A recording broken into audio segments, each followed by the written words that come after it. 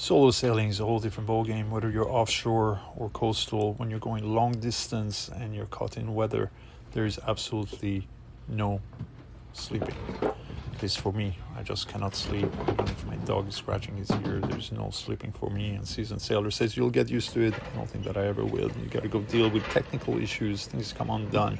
And every time something like that happens, at 2, 3, 4, 5 in the morning, you got to get dressed, you got to get ready. You got to get harnessed in, you got to go deal with it. This is sketchy stuff every time. And then you figure that you're going to come to a warm bed and go to sleep. Not happening. And then after that, you got to all sorts of other issues that you got to deal with, and you can't really medicate yourself because you got to be operational, and you can lie there and look at the ceiling and things are still banging and cracking and creaking.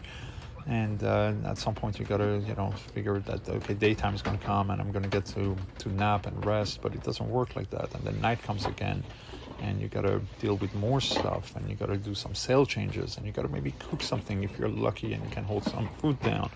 And then you got to sail, and you got to make sure that things are not breaking and functioning. And then you get these massive tankers, and you also have floating containers that are just scattered across the ocean. You're going to lie in bed and get some rest. Not happening. Daytime naps aren't something that I've ever managed to pull off. And then you got to deal with night again, and more sail changes and furling and reefing.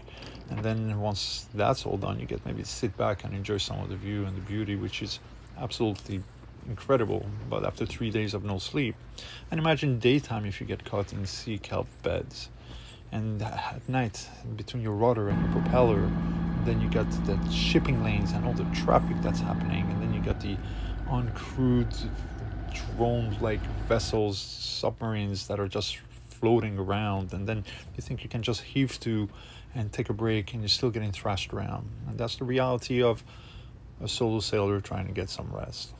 Gotta love it. Valley out.